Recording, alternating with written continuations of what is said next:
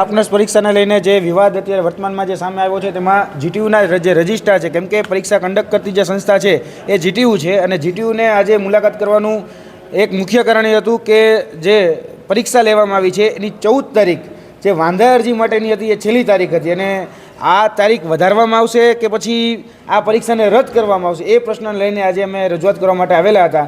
અમે જીટીયુના રજિસ્ટર ખેર સાહેબ છે એને મુલાકાત કરી છે. ખેર સાહેબે જે પ્રત્યુત્તર આપ્યો છે કે હા, એને પહેલાં તો સ્વીકાર્યું છે કે ભાઈ એનાથી ક્યાંક ને ક્યાંક જે ચૂક થઈ છે અને ચૂક થઈ છે તો એમાં જે પણ વહીવટી જે એના અધિકારી છે, જે અધ્યાપક છે, જે પેપર સેટર છે એને નોટિસ પણ ફટકારી છે. આ પ્રકારની વાત એના દ્વારા કરવામાં આવી છે. તો અમે સરકારશ્રીને કહેવા માગીએ છીએ કે જીટીયુના જીટીયુના કહી શકાય કે ખેર સાહેબને જો ખબર પડે, રજિસ્ટ્રાર ખેર સાહેબને જો ખબર પડતી હોય કે અધ્યાપકે ભૂલ કરી છે ને એને જો નોટિસ ફટકારતા હોય તો સરકારે પણ વિચારવું જોઈએ કે એની પાસે 70,000 વિદ્યાર્થીઓ છે અને 70,000 વિદ્યાર્થીઓનું ભાવિ અત્યારે જોખમમાં છે. તો 70,000 વિદ્યાર્થીઓ સાથે અન્યાય ન થાય અને તાત્કાલિક ધોરણે આનો નિર્ણય એ જાહેર કરવામાં આવે અને જે અહીંયાથી એટલે કે જીટીયુમાંથી જે ડેટા ત્યાં મોકલવામાં આવ્યો છે, રિસ્પોન્સ શીટ જે મોકલવામાં આવી છે એ રિસ્પોન્સ શીટને સાર્વજનિક રીતે તમામ પબ્લિક ડોમેન છે પબ્લિક ડોમેનમાં મૂકવામાં આવે, જેથી કરીને તમામ લોકો જાણી શકે કે કેવા એવા તજજ્ઞો છે કે જેને 100માંથી 100 આવે છે કે 100માંથી 95 કે 100માંથી 90 આવે છે. એટલે એ સાર્વજનિક થવી જોઈએ એવી અમારી આજે માંગણી હતી અને જે પણ નિર્ણય કરવાનો થાય એ 2 દિવસની અંદર તાત્કાલિક આ નિર્ણય કરવો જોઈએ એ પ્રમાણેની માંગણી હતી. એટલે રજિસ્ટ્રાર દ્વારા એવું કહેવામાં આવ્યું છે કે 2 દિવસની અંદર તમને આનો જવાબ મળી જશે અને ગુજરાત રાજ્ય સરકાર આની ઉપર પ્રેસ કોન્ફરન્સ કરી એટલે કે આરોગ્ય મંત્રી જે ઋષિકેશભાઈ પટેલ છે એ આની ઉપર આગળના દિવસોમાં જવાબ આપશે અને એને એટલે કે જે જીટીયુ છે એ જીટીયુએ સ્વીકાર્યું છે કે ભાઈ એની ભૂલ થઈ છે.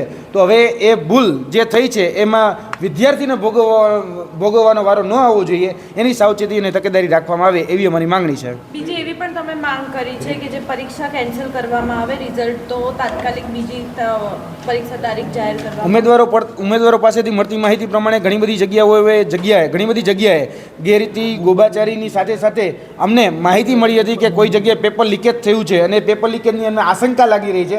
તો એની પણ અમે અહીંયા વાત કરી છે. તેની સાથે સાથે જો પરીક્ષા રદ કરવામાં આવે છે, કેમ કે જે રીતે ટેકનિકલી એને જે આખી વાત કરી તો એમાં પરીક્ષા રદ કરવા સુધી કદાચ આ પ્રશ્ન જઈ શકે છે. તો અમે એની પાસે રજૂઆત કરી છે કે આગળના દિવસોમાં જો જે દિવસે પરીક્ષા રદનો નિર્ણય કરવામાં આવે છે એ જ દિવસે આવનાર પરીક્ષા ક્યારે લેવામાં આવશે એની તારીખ પણ જીટીયુએ તાત્કાલિક ધોરણે આપવી પડશે. કારણ કે ભૂતકાળમાં ઘણી બધી જગ્યાઓના અમને અનુભવ છે, અમે બોધપાઠ લીધેલા છે કે એક વખત પરીક્ષા રદ થઈ જાય પછી 2-3 વર્ષ પછી પરીક્ષાનું સામું નથી જોવામાં આવતું. તો આમાં એ ઘટનાક્રમ પુનરાવર્તન ન થાય, રિપીટેશન ન થાય એના માટે અમે રજિસ્ટરને કીધું છે ખેર સાહેબને કે તાત્કાલિક ધોરણે નવી પરીક્ષાની તારીખ પણ સત્વરે જાહેર કરવામાં આવે. એટલે મોટા ભાગે અંશે તો લાગી રહ્યું છે કે પરીક્ષા રદ કરવામાં આવશે, પરંતુ આનો જે નિર્ણય જે છે એ એના દ્વારા કહેવામાં આવ્યું છે કે ગુજરાત રાજ્ય સરકાર કરશે. તો ગુજરાત રાજ્ય સરકારને આપણા મીડિયાના માધ્યમથી વિનંતી કરીએ છીએ કે વિદ્યાર્થીઓનું ભાવિ અત્યારે ખૂબ અધરતાલ છે, વિદ્યાર્થીઓ અસમંજસતાના વાદળમાં છે અને ખાસ કરીને જે અનિશ્ચિતતાના જે વાદળો છે અનિશ્ચિતતાના વાદળો ઝડપથી દૂર કરવામાં આવે અને વિદ્યાર્થીઓને યોગ્ય નિરાકરણ યોગ્ય ન્યાય આપવામાં આવે. જે પણ આની પાછળ સંડોવાયેલા વ્યક્તિઓ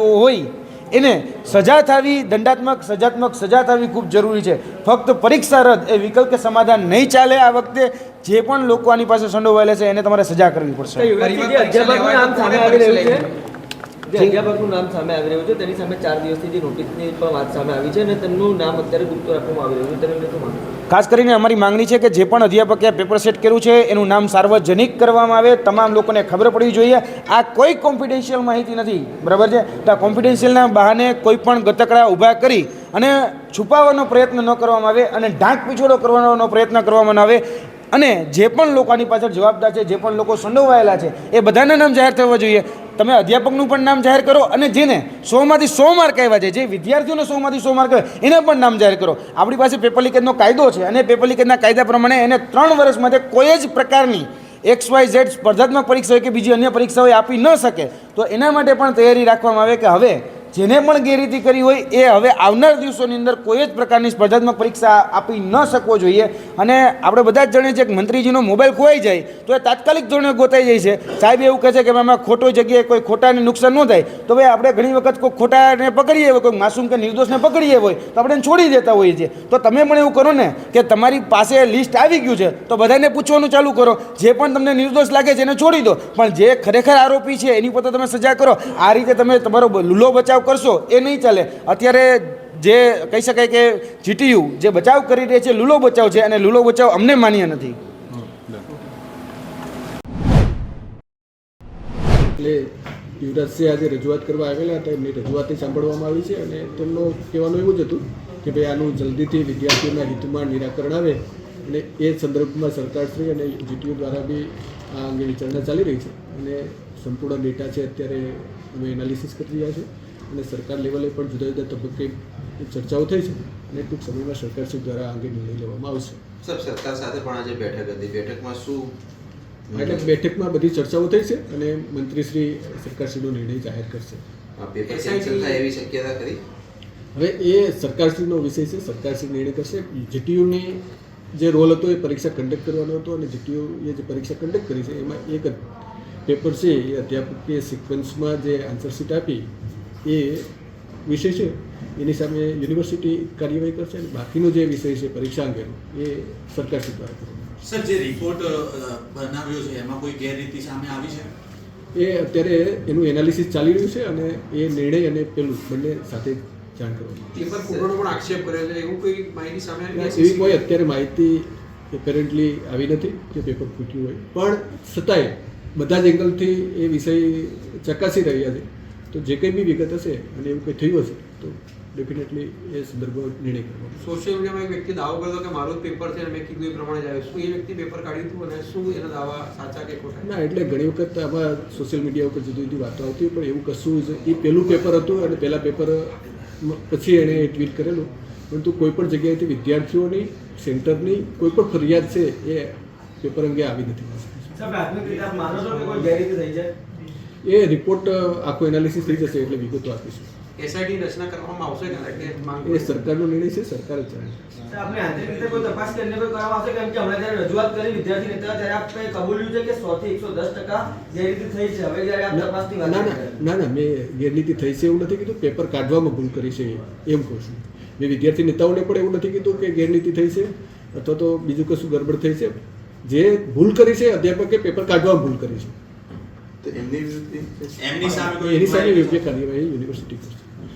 સર, એ કોઈ અધ્યાપકનું નામ જાહેર કરવામાં આવશે કે ના, એ અમારું નોન કોઈ બી પેપર સેટર હોય કે કોઈ પણ અમે એજન્સી સાથે કામ કરતા હોય ત્યારે એનડીએ સાઇન કરેલું હોય છે અને વિશ્વાસપાત્ર માહિતીમાં આવે છે એટલે એ જાહેર નથી. કેવી કાર્યવાહી કરવામાં આવશે અધ્યાપક? એ એના માટે કમિટી કે જે કંઈ બી રચના થશે અને એની સંપૂર્ણ તપાસ કરવામાં આવશે. સર, આપને લાગે છે કે આ પ્રકારે પરીક્ષાનું આયોજન થાય છે, ગેરરીતિ અથવા તો પછી કોઈ ભૂલ સામે આવે છે અને આ પ્રકારે એ શિક્ષકનું નામ ગુપ્ત રાખવું કે પછી અન્ય કોઈ કાર્યવાહી ન કરવાનો તે વિચારવું યોગ્ય છે? ના, કાર્યવાહી ન કરવાનું કહેતું જ નથી. યોગ્ય કાર્યવાહી થશે. જ્યાં ભૂલ હશે ત્યાં એ પણ એને કહેવામાં આવશે અને જે કંઈ બી નિયમ અનુસારની સરકારી અધ્યાપક છે તો સરકારી અધ્યાપકને લગતી જે કંઈ બી કાર્યવાહી છે એ યુનિવર્સિટી કરશે. સાહેબ, સરકાર સાથે બેઠક હતી, અધ્યાપકની પણ વિષય ચર્ચાયો હશે. કેટલા દિવસમાં આમના વિરુદ્ધ કાર્યવાહી કરવાની? બે મિનિટ છે. કેટલા દિવસમાં આમના વિરુદ્ધ કાર્યવાહી કરવાની? ઇન્વેસ્ટિગેશન ટીમ છે એ કેવી બનાવવાની, કેટલા સભ્યોની બનાવવાની, આ પણ તમે બ્રીફ તો મૂક્યું જ હશે સરકાર સામે. એટલે અત્યારે જે આ વિષય આખો જે પેપરમાં જે છે એ પેપરમાં કેવી રીતે થયું અને કેટલી જગ્યાએ આવું થયું છે આ બધી જ બાબતોની તપાસ થઈ રહી છે. ઓલો વિષય પણ તરત જ એ પછી હાથ ઉપર લેવાનો છે. આ ઘટનાને લગભગ 4 થી 5 દિવસ થઈ ગયા છે, બહાર ચાલી રહી છે. અત્યાર સુધી કોઈ કાર્યવાહી કરવામાં આવી છે ખરી આપણા તરફથી? એટલે અમારા તરફથી નોટિસ આપીને ખુલાસો પૂછવામાં આવ્યો છે કે જે સરકારી તંત્રમાં પ્રથમ દ્રષ્ટિએ જે આપણે એનો ખુલાસો પૂછવાનો હોય અમે પૂછી લીધો છે. કોને આપી છે? એ અધ્યાપક સાહેબ, આ જે થયું એ કેટલું યોગ્ય? કોઈ પણ સંજોગોમાં કોઈ પણ જગ્યાએ આવું થાય એ યોગ્ય જ નથી અને એવું યોગ્ય માનીએ તો બી ભૂલ ભરેલું છે. Okay sir, thank you.